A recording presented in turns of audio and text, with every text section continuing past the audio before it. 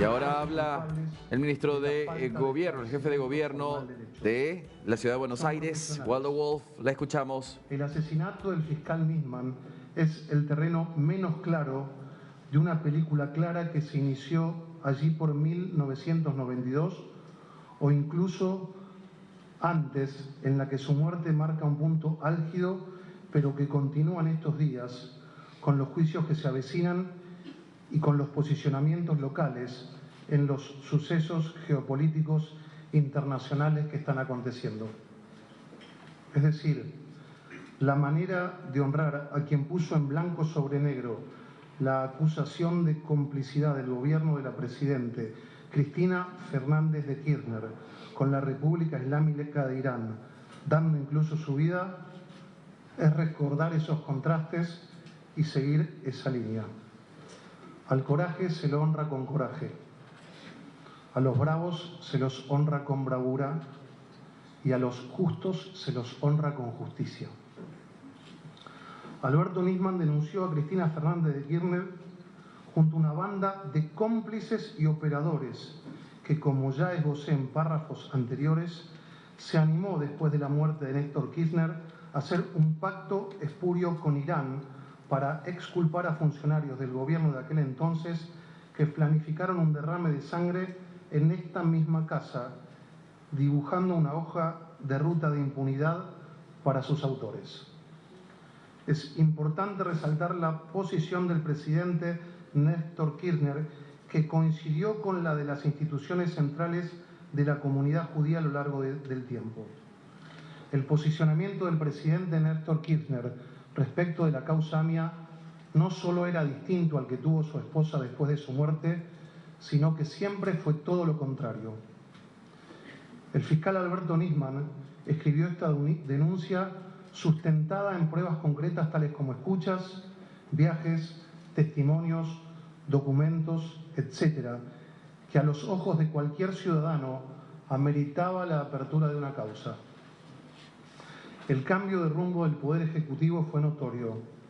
Incluso expresiones del más rancio antisemitismo por parte de aquel gobierno, como llamar a los judíos chupasangre por parte de la expresidente, haciendo una analogía con la novela de Shakespeare, se volvieron frecuentes desde aquel oficialismo.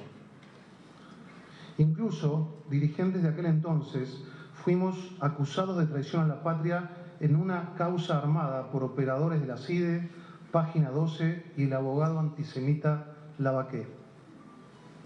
No se conocen antecedentes de un gobierno democrático en el mundo que le haya armado una causa a las autoridades de la comunidad judía, acusándolos además de antipatrias. Deberíamos retrotraernos a la Francia antisemita de la época de Dreyfus.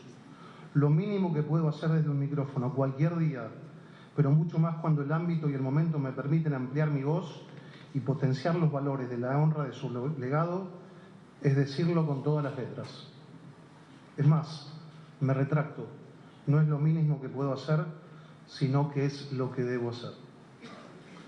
Mucho se ha hablado acerca de si como sociedad, instituciones o personas estuvimos a la altura de las circunstancias. Tengo coraje, pero no hago macartismo. No voy a levantar el dedo acusador hacia nadie, ya que cada uno hace lo que puede y el que esté libre de pecado, que tire la primera piedra. Pero sí permítanme parafrasear a uno de los grandes pensadores de la historia del judaísmo. Baruch Spinoza, un filósofo disruptivo que nació y murió en Europa en el siglo XVII, decía, si no quieres repetir el pasado, estúdialo.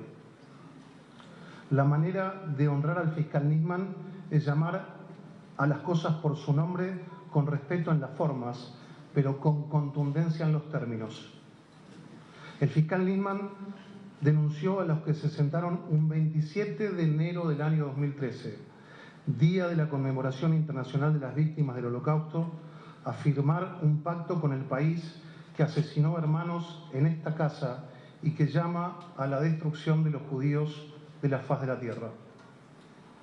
La película del comportamiento de quienes armaron ese pacto los vuelve a poner cada vez que pueden del lado de Irán, de Hamas y de Hezbollah.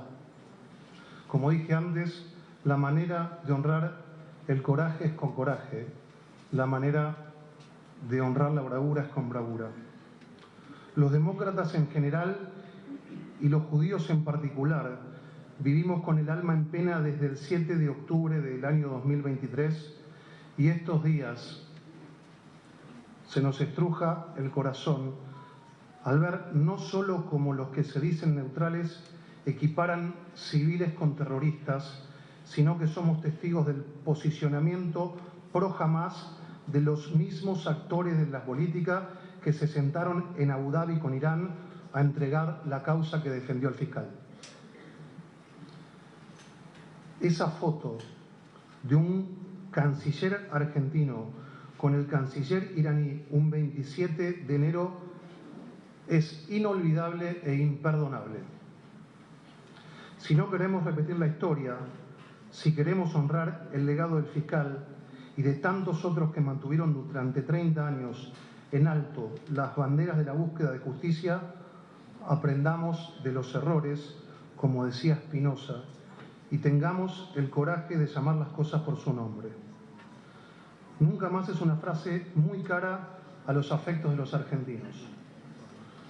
Nunca más recibir en nuestras casas judías a funcionarios de ningún gobierno y de ningún partido político que no se solidarizan con la comunidad judía o se callan el accionar de los verdugos de judíos como lo hizo el fiscal Nisman. Nunca más validar a alguien que cuestiona el derecho del Estado de Israel a existir y defenderse. Nunca más bienvenidos los antisionistas en nuestras instituciones. Nunca más invitar a nuestros actos a quienes pisan, obstaculizan o mancillan nuestras causas, todas, las jurídicas y las de valores. Nunca más sonreír e invitar a presidir actos, congresos, viajes o encuentros a quienes se burlaron del fiscal Nisman, amenazaron a sus familiares y nos inventaron causas a quienes levantamos la voz exigiendo de mínima un trato republicano a la muerte del fiscal. Es decir, nunca más se dice, se hace y se practica. La mejor manera de honrar al fiscal Nisman es con acciones. La mejor manera de honrar el ejemplo del fiscal Nisman es incomodando a los enemigos de nuestra sociedad y específicamente de nuestra comunidad. La mejor manera de honrar al fiscal Nisman es gastando el volumen político de cada uno de nosotros en defensa de nuestros valores.